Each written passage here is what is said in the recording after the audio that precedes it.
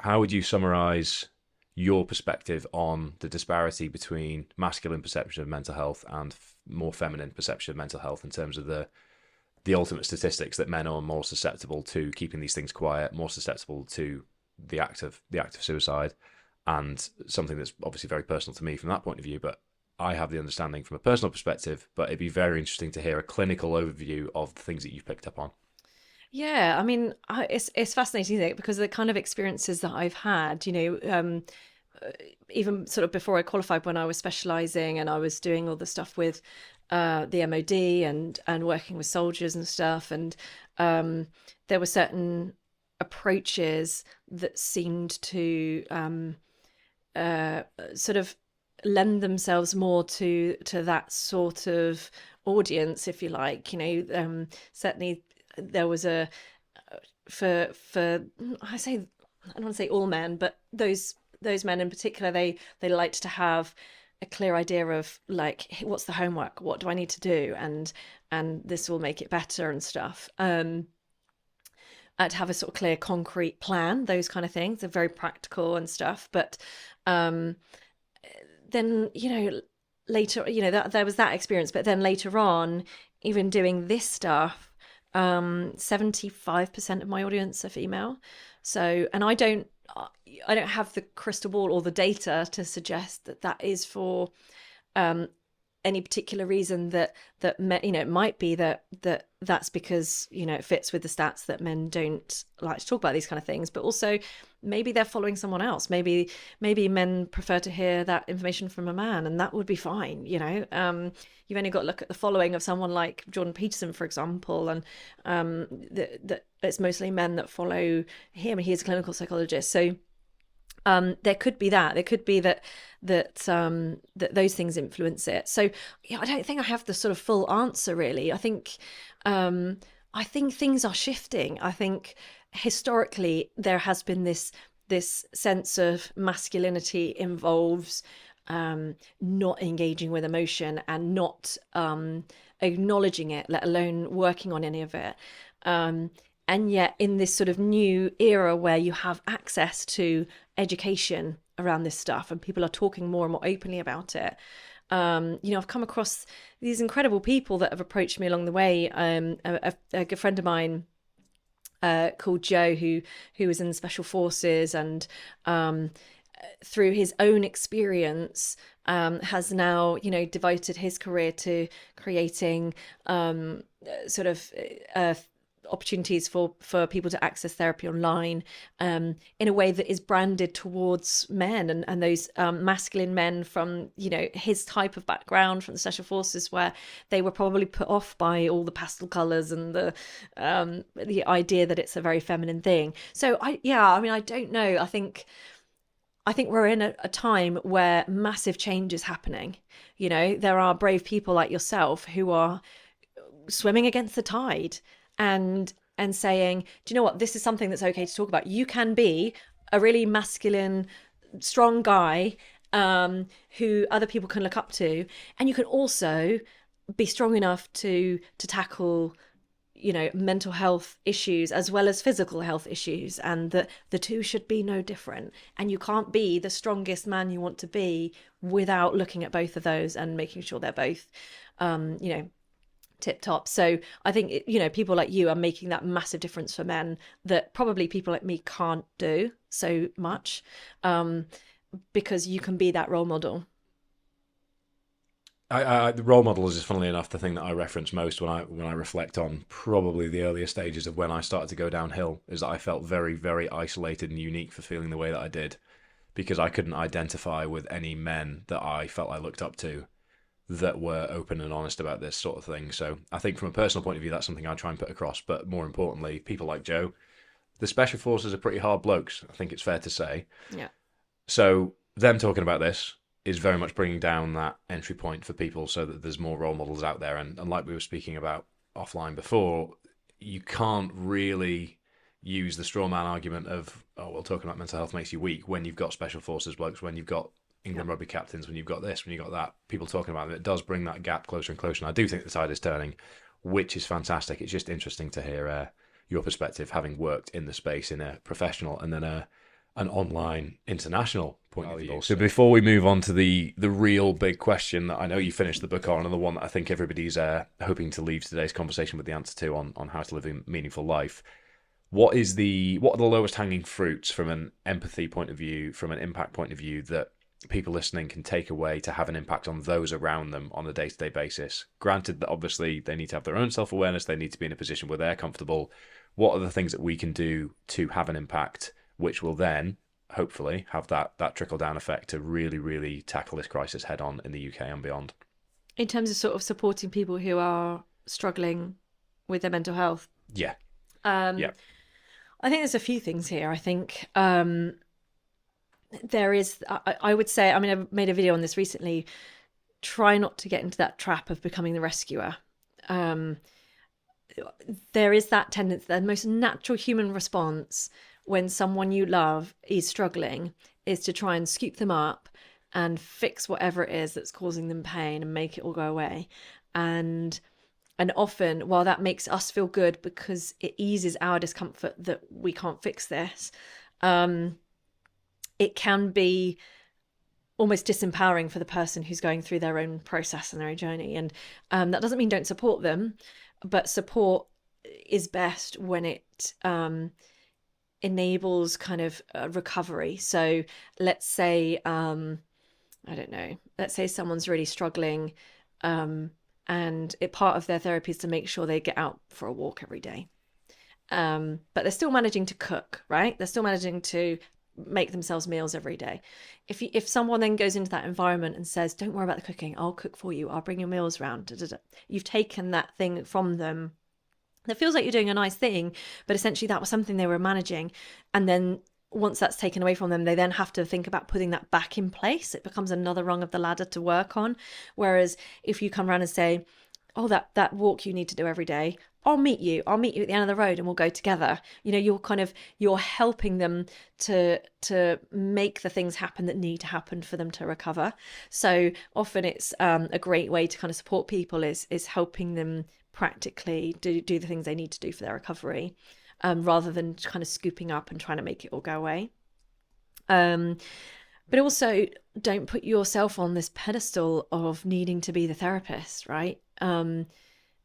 It's a profession in itself, and you don't have to know exactly what to say and how to say it to get it right and to be a good support for someone. And gosh, when I've worked with people who are in the depths of despair, and maybe they're, I don't know, let's say someone is grieving and they're in pain all the time, but they have this friend that pops round every couple of days and they go out for a walk together, and while they're walking, or they go out for coffee together, and during that time they don't really talk about the thing, but they talk about everything else, and they have a laugh and a joke and this TV program they've been watching, and it becomes, I know I've had people who have said, oh, it's just sometimes it's the best part of my week because it gives me this window where I just forget for a minute, and it gives me this moment of replenishment and a bit of rest from the pain.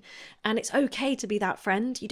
If you don't feel able to talk openly and ask the questions because you're afraid that you can't contain any emotion that might come up, it's okay. If you don't feel skilled to do that, you can support in other ways. And so, because I think tendency for a lot of people is to withdraw because they think, I don't want to say the wrong thing, I don't want to make it worse, and I have no idea how to help.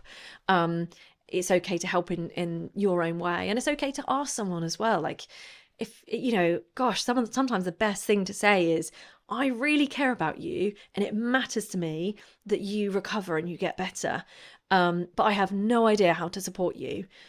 What would be the best way I could help you right now? What would be the best things I could do? And tell me when I get it wrong, and I won't take it personally because this matters to me and I want to support you. So it's okay to ask those questions and kind of, it's the elephant in the room thing. Just say it, name it. If you feel like you're worried about saying the wrong thing, say that, because people will get it. To use your previous analogy, it's just reinforcing get in the pit with them rather than to extend the metaphor you've just given for no real reason. But I've committed here.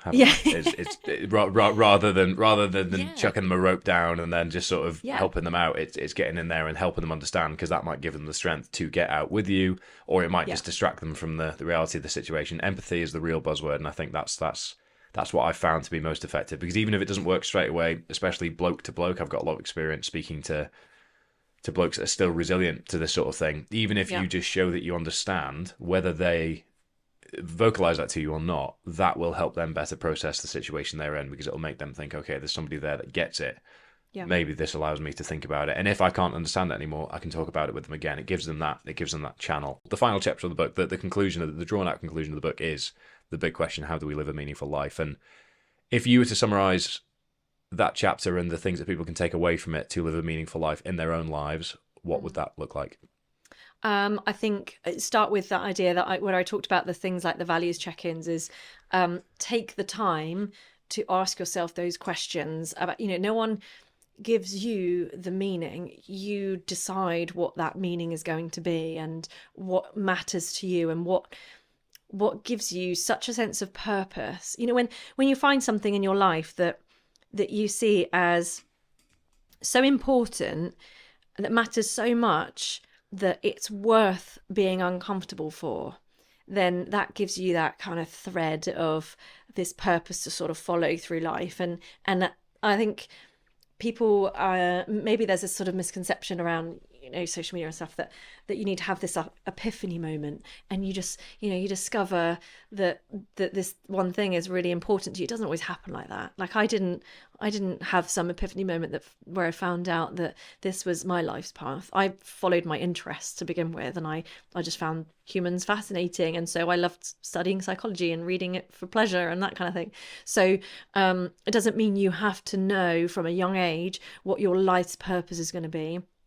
It means that you're always curious as to this point in your life, what seems to matter most at the moment, and what does that mean in terms of how you want to live your life and the kind of person you want to be and how you want to face the different challenges. And then keep reassessing, keep going back to that, because that value system will change over time. And I think when I did the Stephen Bartlett podcast, there was a question around, how can we know what that meaning is, like really early in life, so that we go on the right path? And it just doesn't work like that. You're never going to have the same set of values when you're 17 as when you're 45. The kind of as you go through life and your circumstances change, your values will change. As you develop and mature, your values change as well, and that's okay. You just got to stay in touch with them and reevaluate them. So I would say keep doing those little values check-ins that I talked about, and asking yourself what matters, but then turn it into concrete behavioural action so that you are living in line with it and not just thinking about it. From your experience and from an understanding of the science and understanding the people behind the science, and the people, i.e. you and me, everybody else, how in the modern world do we cultivate healthy digital relationships? Yeah, so the biggest thing to understand is technology has a huge effect on this dopamine chemical. Dopamine is so vital for us as a human being. Dopamine is the chemical that is fundamental to keeping us alive. That's why you have it within you. It's basically to motivate you towards behaviors that are going to keep you alive. So if you go back in the day, it might have motivated you to hunt or forage for food or connect with people or build shelter. It's like this really core motivating chemical. And when we, over hundreds of thousands of years, experience the dopamine reward, it would have been heaven, because these are the most sought after things, like successfully finding food or building shelter or having kids or having sex. These are the moments we felt the best. And over time, we've began to basically realize, maybe we can get that dopamine hit without having to put in tons of effort. But the challenge is, when you have a normal, natural dopamine hit that you'll experience, maybe when you're exercising and you're pushing yourself, these kind of things that earn reward, you have these nice, gentle fluctuations in dopamine. When we look at, say, social media, for example, it's immediate pleasure straight into our brain. Like we go into TikTok and it's like, wow, that's so entertaining, or wow, she's really good looking, or wow, that was really funny, or whatever it may be. And dopamine spikes fast. So dopamine goes up really quickly as soon as you go in social media, rather than a gentle climb. When dopamine spikes up fast, it's forced to drop below your baseline level in order to kind of get back to its equilibrium. And it's in this below baseline level that our mind goes into difficulty, because you can imagine if this chemical is designed to keep us alive and we're low on it, the system's not going to feel that good. So with your question of how do we cultivate the healthy relationship with the tech, it's all about frequency of usage and duration of usage when you're on it. So if we're really frequently checking it, like if we're working and then every 5 minutes, a little scroll on social, little scroll on social, you're never giving your dopamine a chance to climb back. So frequency is really important. So having prolonged periods of time off of the tech, and I teach this whole digital detoxing concept. And then also when you're on it and when you're thinking, oh, it's the end of the day, like I definitely deserve a nice scroll on social media, which is all good. Like I also love doing that. It's just don't do it for too long, because the longer you're in there, just the same as don't drink too many drinks, but it's all right to have some drinks. It's the same concept. If you drink 10, you're going to feel pretty crap the next day. If you drink 2, you'll probably be all right. So frequency and duration is kind of the key with building a healthy relationship. It's fascinating as well, because my understanding of sort of recreational drugs in general is that a come down is where you sit below that equilibrium for longer, because you've gone so aggressively below. So to put it into sort of realistic terms, obviously it's a much more aggressively spiked in one direction and then the other with that sort of thing when it comes to synthetic drug use. But it's the same mechanism, isn't it, in terms of day-to-day human interaction in our brain? It's the same thing happening. Exactly the same thing happening. And a recent discovery that I've been really researching, and there's a chap called Andrew Huberman, you may have heard of him. He's kind of becoming the king in neuroscience now.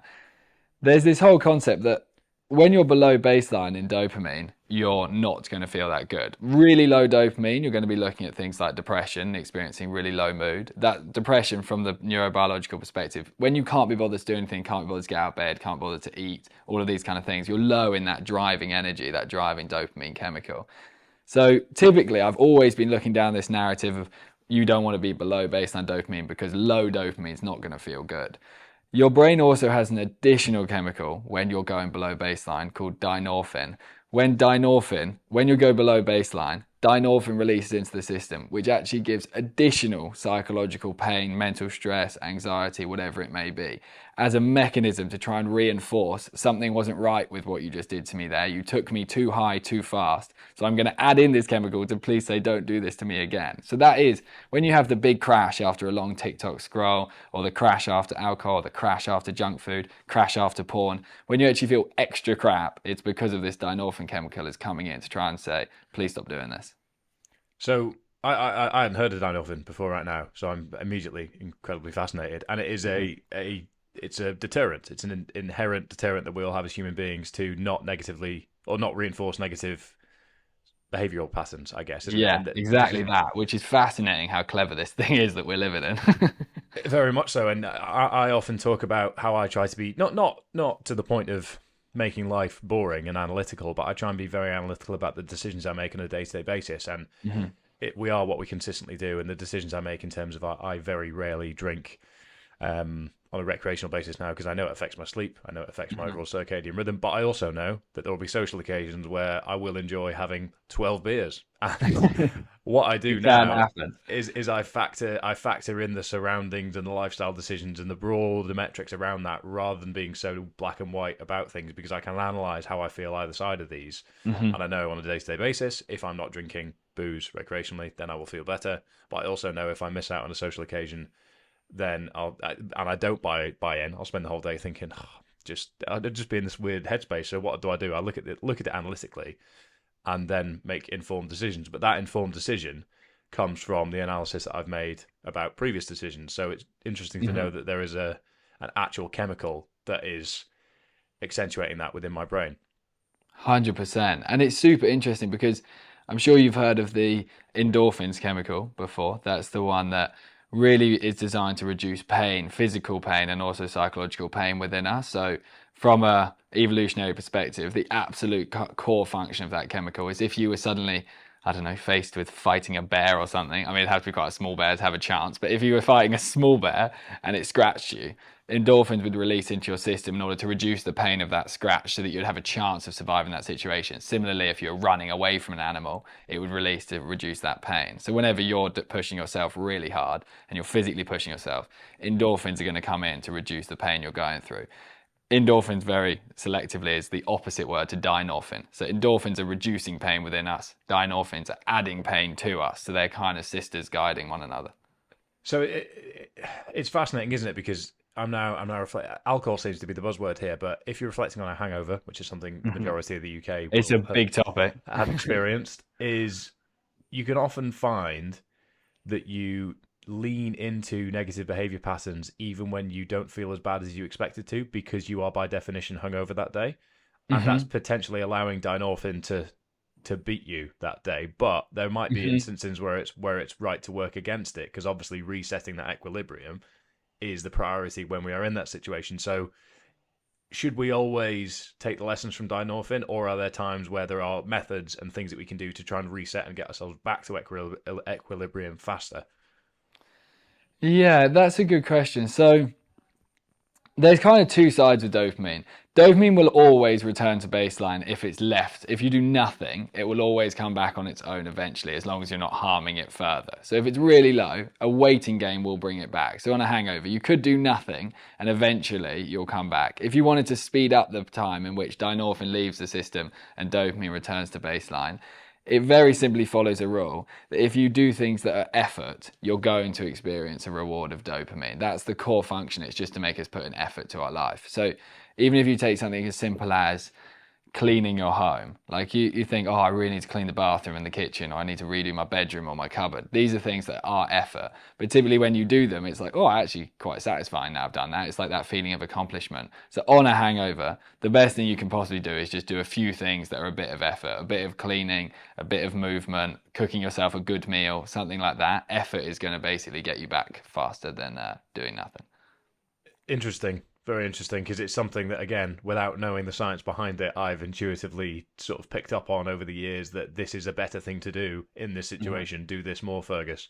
And from a more relevant example at the moment is I'm in a bit of a slump, which I anticipated and have learned to experience. So post Kelpman, which is the most recent podcast that I spoke about my reflections on, it was almost a fortnight ago now, but I know there is this phenomenon of post-event depression, post-event slump, whatever you want to call it. I don't want to coin it as post-event depression because it's very temporary and it's you can anticipate it, but it's that culmination of hard work equals reward that comes to an end.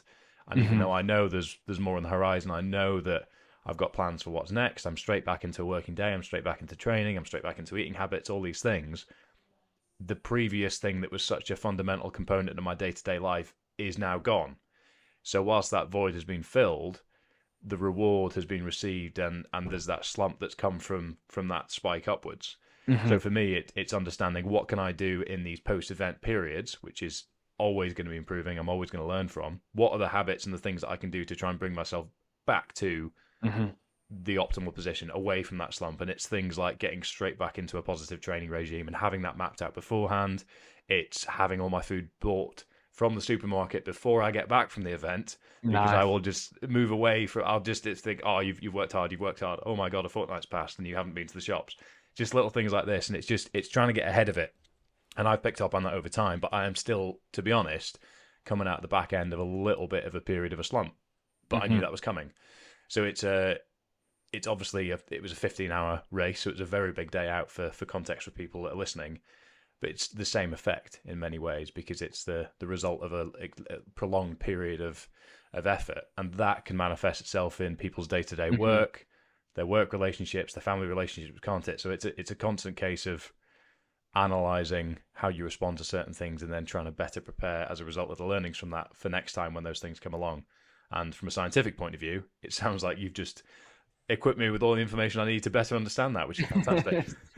That is good. I think it is something important to recognize, because the process of dopamine, what's actually really interesting is we've always thought of it as just like a reward chemical, like we do something and then we feel good afterwards.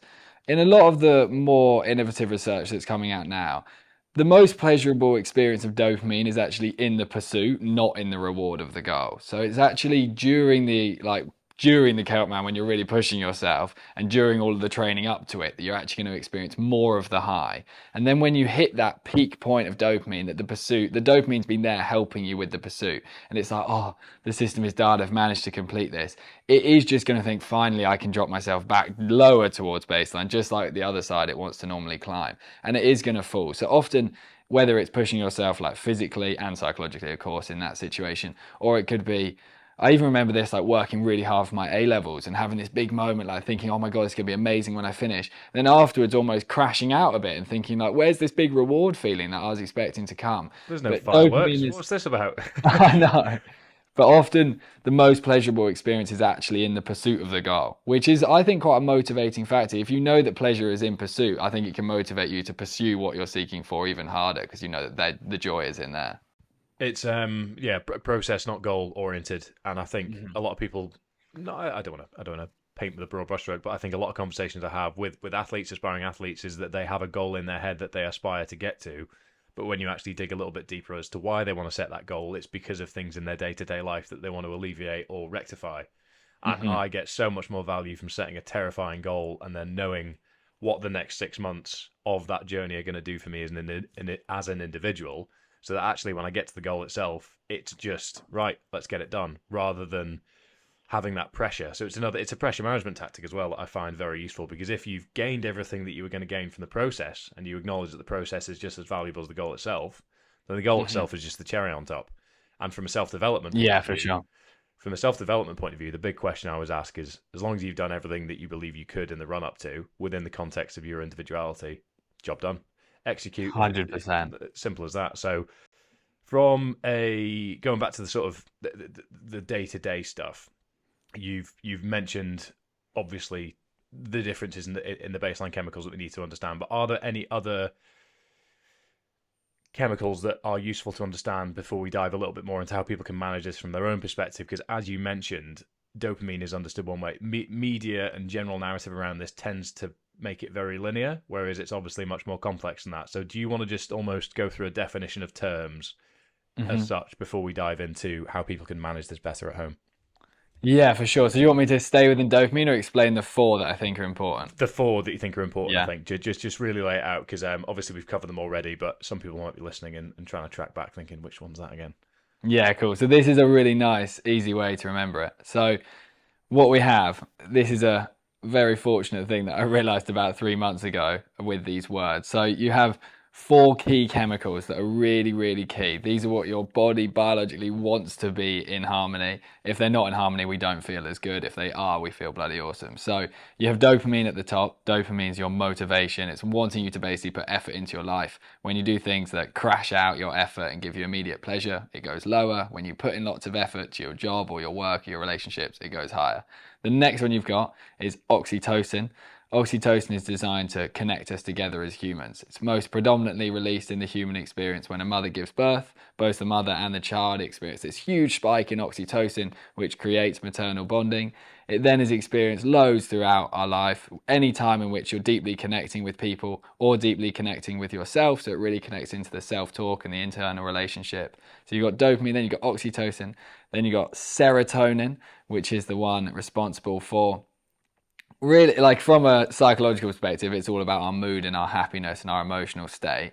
From what kind of behaviors help it, it's really the chemical that wants us to be hunter-gatherers tearing through the forest. Like when you look into what kind of things help your serotonin, it's basically nature, sunlight, movement, gut health, and sleep. So basically being out in the outdoors and behaving in our instinctive way recharges the system, boosts our emotional state.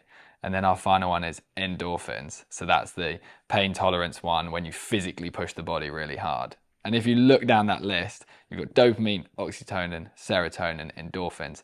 Down the side of those letters, it spells dose, which is heaven. So you basically want to be thinking, am I getting my dose of chemicals each day? Am I doing something that's effort? Am I doing something that connects me to myself or others? Am I doing something that connects me with my instincts? So am I getting outside? Am I getting into natural light first thing? Anything like that? And then am I doing something that physically uses my body? Because they've got to be used. That's why we've got them. Societally, aside from bills and sustenance, why does money drive us so much? Why does money drive? Oh, this is a great question. Well, I mean, it's like liquid happiness. I think, most of the things that matter most in life, love, friendship, success, like all of these things that we're striving to kind of get our arms around are sort of ephemeral. They're sort of hard to get your arms around. They're hard to quantify. They're hard to define. But man, money, you can stack it, you can pile it up, you can measure it. And you can have this serve as a stand-in for all the things that really matter in life. So I think, there's many reasons why we pursue it so vehemently, but one of the, I think the biggest reasons is it's become a stand-in for all that's good in life. I've heard you talk about the hierarchy of almost taboo subjects in the Western world. So there's sex, there's work, there's salary, there's all these things going on that we kind of don't really want to share with the stranger we've just met to our right or our left. But money actually stacks at the highest, doesn't it, in terms of what drives us? And was it some brain mapping or some sort of technology that mapped actually how we responded to thinking about money? Yeah, that's exactly right. So it's a functional MRI, so a functional magnetic resonance imaging machine, which is just a brain scan machine, right? And so when they look at the excitatory power of different conversations, right? Like basically how much is your brain firing when you talk about sex or religion or death or politics, any of these sort of big taboo subjects, money has more excitatory power than any of the others. And you even see that play out anecdotally. I mean, I think there's very, very few couples who would get married without, if not having had sex, not have at least talked about sort of their attitudes around sex. But we know that 12% of married couples have never had a conversation about money. And 36% of young people, millennials in relationships, fight about money every single week. So even more than these other taboo topics, money is kind of the last taboo. It's fascinating. It's such an essential component of our existence, but it's also one of the most inflammatory in many ways. And it kind of begs the question, it's the big one. What is the relationship between money and happiness? Because we've heard it said for years. I think there was a study that estimated in the UK that about £70,000 or above would give you the security that you needed for the security that would equal happiness to some degree. Let's say it's 80,000 to account for current inflation, which is chaotic. But with that in mind, do you find truth in that? Obviously it's dependent on the individual, but how do you view the relationship between happiness and money from your psychological understanding? Yeah, so the study you're talking about was done at Princeton here in the U.S. and we're about 1-for-1 now with dollars and pounds. So it found that it found that it was $75,000, and again, that's a few years old. So call it 80 or 90 or whatever now. God, 125 with inflation being what it is now.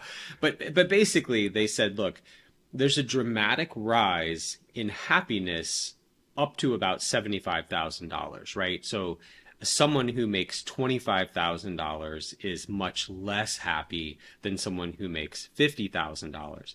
And it goes up steeply up to about 75,000. And then it doesn't totally fall off, but it dramatically plateaus at $75,000. And so what psychologists call this is what's called a hygiene factor. And, I think about other types of hygiene, right? Brushing your teeth or something like, does brushing your teeth make you happy? Like, not really, but like failing to brush your teeth will make you quickly pretty miserable. And money's the same way, like, right? If you've got enough money, to live in a warm home and to eat healthy food and send your kids to a safe school, that's about it. That's about what most of what money can do.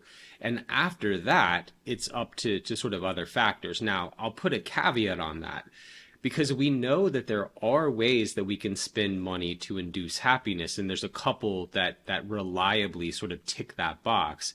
One of them is spending money on other people, right? Like giving a gift, being charitable, being philanthropic. That makes us happy.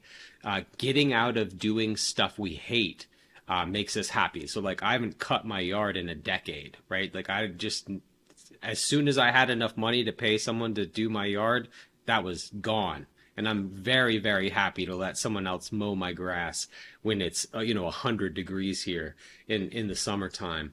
And so, and then the final way is spending time with people we love, right? And having experiences. So, me going to Scotland, like that would bring me happiness because it's new. and I meet new people, and I try new food, and I have new experiences. So travel makes us happy. Experiences with people we love make us happy. Getting out of stuff we hate makes us happy. And being good to other people makes us happy, even beyond that $75,000 mark.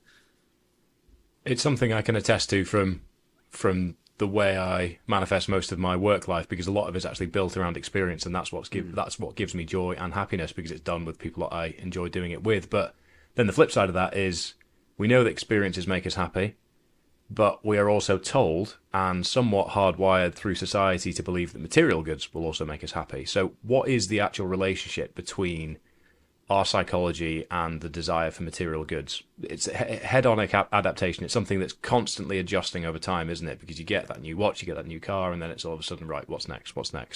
What is the hardline relationship between our psychology and material goods?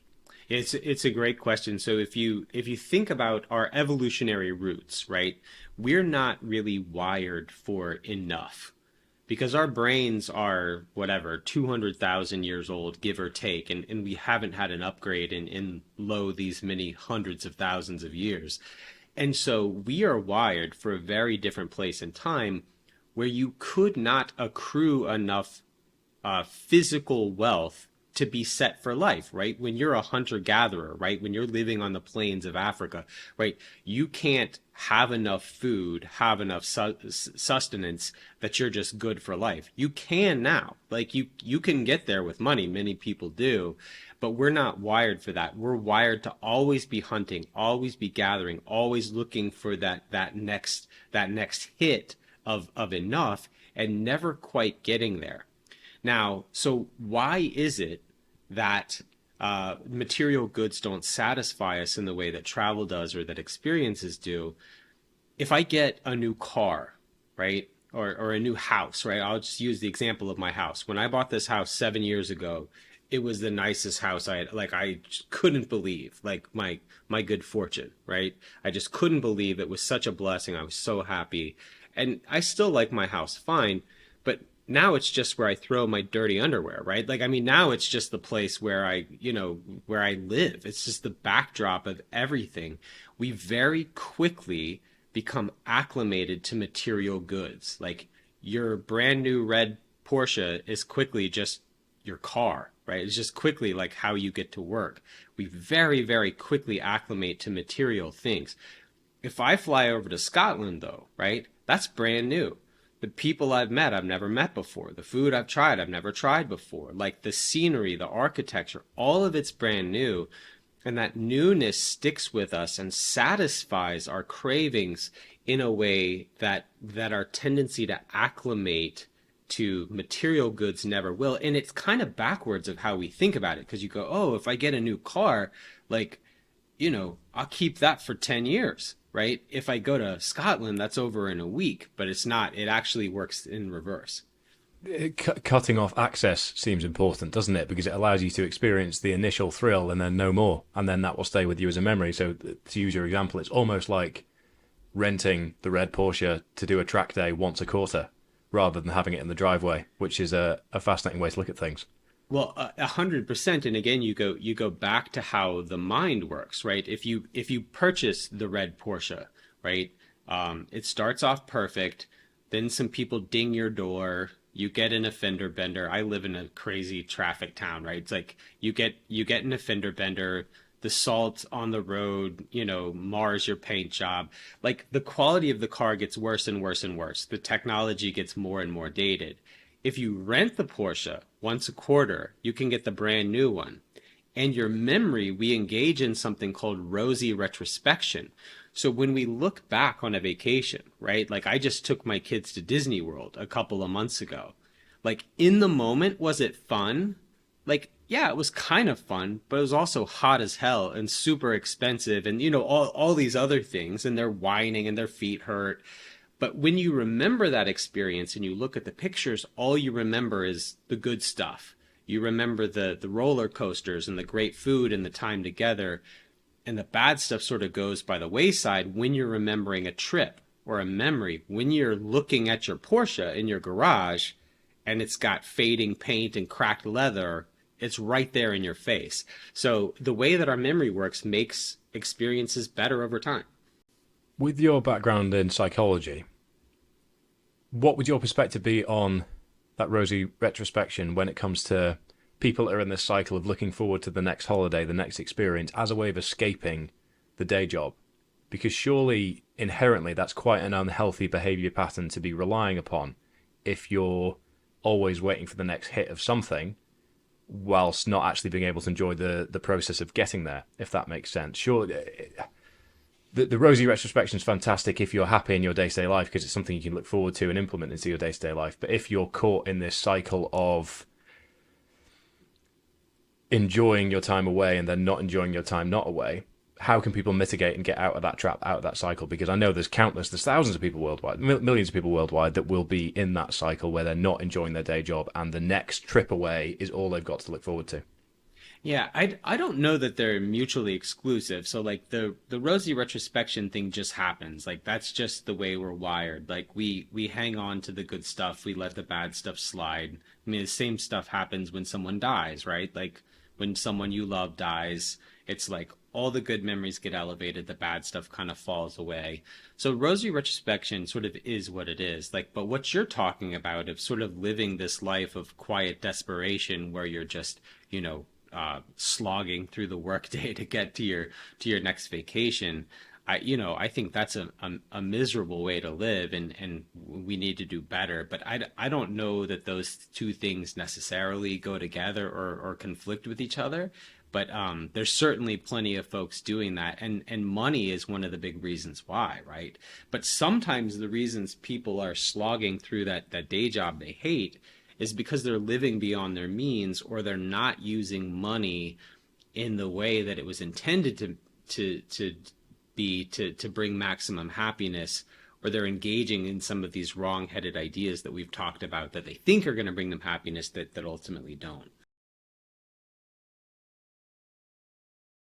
You talk a lot about the relationship between vasopressin and oxytocin. So from a practical side of things, what's the difference? And from an understanding side of things, how do we use that Absolutely. information? So oxytocin is warmth, care, nurturing. It's when your mom gives you a hug. It's when you high five.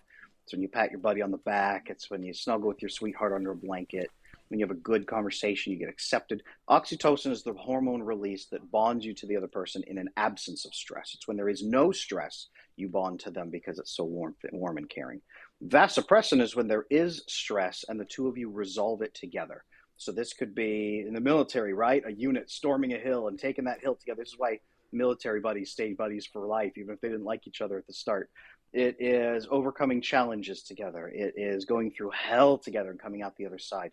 It could be putting together a piece of furniture, an IKEA bookshelf, or if you survive the experience together. It could be as simple as going to a shooting range and teaching each other a skill, or taking a class together. Going through a new experience that stress bonds you to each other by solving it together is vasopressin. And your brain needs to understand you can cooperate with other people to really get that vasopressin. It's absolutely crucial. Men also, by the way, have more vasopressin receptors than women do. And if you have a difficult childhood, your brain, where you don't get much oxytocin, your brain will shift your oxytocin receptors to instead function as vasopressin receptors. So you will be even more loaded into vasopressin.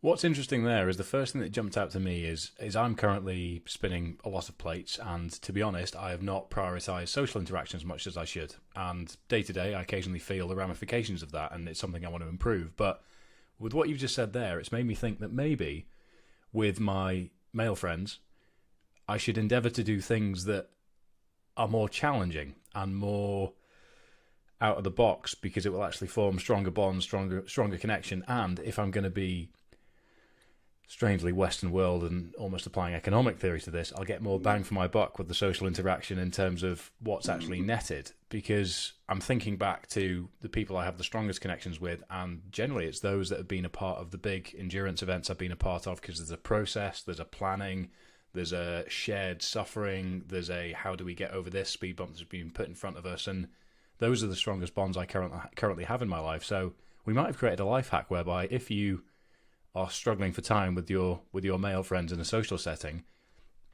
go and play Scrabble or do something that's a little bit more problem oriented, because it will form stronger bonds through the mechanism of That's what vasopressin. men are built to do. We are designed by nature to do that. So if we lean into that, we will definitely get more bang for the buck. Very good to know. I'll make some calls after this podcast and restructure my social setting. But it's very fascinating to understand these things, because I think the more we can empower ourselves with knowledge around our neuroscience, things make more sense on a day-to-day basis, don't they? So with that in mind, from a relationships point of view, from a conventional relationships point of view, your background in couples marriage counselling, there's a lot of white noise in the Western world. There's a lot of things that we need to process, a lot of things being fed to us that are difficult to comprehend. So what were the general things that you noticed from a relationship point of view between males and females, or same-sex marriages or same-sex relationships that were clearly defined within the parameters in which you assign to attachment? So if you place a secure person alongside an anxious attachment person, what does that equal? Absolutely. That sort of equation. To dive into this, let me dive into a real quick topic about men and women and some brief differences. I spoke at depth in this on my attachment bootcamp course on my website, adamlanesmith.com. But there's two different ways that men and women really bond, especially at the beginning of a relationship. And they are each trying to bond the other one to them in that way. And it just doesn't work in the Western world. Women try to bond men to them using oxytocin, which is why women will jump into bed fairly quickly. Many women here in the Western world will, I should say. Hoping that if they have really good bedroom experiences, it will bond the men to them the way a woman would bond, getting oxytocin release. It would make them feel closer. And those women are often very disappointed when those men don't develop emotional romantic feelings for them. They develop dopamine bonds more toward those women, and the men view them as like, hey, that was a really nice hamburger to eat. Now I'm not hungry, so I'm going to go play Xbox. I'll come back when I'm hungry again, instead of I am in love with this woman. Men bond first through vasopressin is how we really bond the best. So bonding through solving problems together, overcoming challenges together, this is how men really bond first. And then we want to emotionally invest with oxytocin bonding second, because now we can afford the time to invest in somebody that we want to keep around. Our brain says this person's a trusted ally and a great asset. Let me keep them in my life by bonding through oxytocin. Women tend to be the opposite. They want to oxytocin bond first through warmth and care and lack of stress. And then once they've established that they can trust you not to abandon them in the middle of a challenge, then they will vasopressin bond with you and go through experiences with you and challenges. We're two ships passing in the night. Now, when you track this onto avoidant attachment and anxious attachment will come in, and women often have anxious attachment more than men do. Women will come in eager for approval. And at the same time, that means to them oxytocin bonding. So they come in oxytocin bonding, trying to be useful to him. And the best way that they know here in the Western world is through bedroom and fun experience and making him feel good and making him feel like he has her attention. And men just don't really connect much that way. Men come in, especially men who have a lot more avoidant attachment styles, and they don't solve problems with other people. In fact, they keep other people at arm's length and say, no, I'm not interested in opening up and connecting my vulnerabilities here. I don't want to show you who I am. I'm me. I have my problems. You have yours. Stay over there and solve them yourself. And women take on so much emotional intimacy through sharing of problems and sharing of concerns, not even solving them, but bonding over them and sharing them and being vulnerable, that when men with avoidant issues don't do this, after the first 6 to 12 months of the relationship, the female drive shifts from short-term gain to long-term maintenance and stability. And her brain says, okay, he is not emotionally bonding with me. If I happen to get pregnant, he will abandon me and my child. So I'm going to crank the sex drive way down because I'm not getting much oxytocin bonding. And he has no idea what has happened. And neither does she, really. They start struggling at 6 to 12 months. And this is where a lot of couples, when they have that dynamic, they start struggling really bad. It gets worse if and when they have kids together, because she shifts again and has more oxytocin, and he has no idea what's going on. So then she views him as a threat to the kids because he's not bonding to them, and the kids are now picking up anxious attachment problems from him, and she blames him. All of this is the male-female dynamic here in the West, and it's built on our differences, but it's also built on the way that these attachment issues are making our differences a liability instead of a benefit. So what are the low-hanging fruits that you work with people on to try and begin to repair these? Because it sounds like it's quite systemic and embedded within society. It's not as if anyone's at blame here for what these things are, because it could be framed as one person's decision is ignorant of the other person's needs or requirements, which is often something that is spoken about in media terms, I guess. I think you could probably go open a Cosmopolitan and see those phrases used in that setting. But what is the process for somebody beginning to, one, understand, and then two, repair that so that you can actually cultivate a happier, healthier Absolutely. relationship? So the first step that I always give people is you got to work on your anxiety levels enough to be able to face some of these fears, because these are built in from childhood. Like first hour of life up to the first 12 years of life, your brain is learning if people will love you or not. That, like, the moment you are born, does mom love me? Do I get physical contact? Do I get care and nurturing? Was I put in the NICU, over here, the intensive care unit for babies, and put in there for 3 weeks and crying with little physical contact? Was I put in daycare way early and with strangers and had to compete with other kids for attention? Did my parents come home exhausted? Did they spend time with me? Breastfeeding goes into this. That's a huge oxytocin thing, and bonding. Over here in America, especially, we've had this huge push toward formula, and now we're seeing all these kids with attachment issues all of a sudden. Formula and early daycare. And then parental depression, parental anxiety, parental attachment issues, divorce, splitting up marriages, people not even getting married, and all kinds of problems over here has led to this massive rise. And the way to fix that is to go through the fear of, this has been a problem in my brain since before I could even form thoughts. I am irrationally terrified of being rejected or abandoned or hurt. So I think I'm going to die if I open myself up to another human being. So step 0, learn to manage the anxiety enough to then open up to one human being and explain the thoughts and feelings that you're having and what these irrational fears are, and say what I call I am an anxious person speech. You may not know this about me, but I'm an anxious person. I try to stay safe from rejection or hurt in relationships. And it makes me do things and say things that maybe I don't mean, or I run away, or I try to people please, and I hate it, and I don't ever want to do it again. Can we please have an honest relationship, you and me, for the rest of our lives together? And this is the most terrifying conversation a person will have throughout their life, because it's very terrifying. And they're opening up for the first time, and the other person almost always says, yes, that sounds great. I didn't really know it was that bad, but I knew you had some anxiety. Let's work on this. Great. Yeah, let's be friends. And it's this rush of brain chemicals you were supposed to be getting for the last 20, 30 years of your life. And you experience tremendous relief and changes. And people come back into coaching sessions with me after that and say, Adam, I don't even know how to describe this feeling. Is this really how it feels just to be loved? And I say, dude, you've only had one conversation. This is only the beginning. And then you go back out and you test it again, and you test it, and you lean into your relationships. And every time you're honest, you'll be terrified. Then you'll receive that reassurance and acceptance, and it heals you again and again and again. And you need someone to walk with you through this process, which is why I do coaching, and I have a whole group, the Attachment Circle, built on helping people through this. But you need somebody to guide you through it, because it feels so terrifying, and at times you want to stop. But this is how you heal, is by experiencing that love and challenging all the fears that you've held all those years.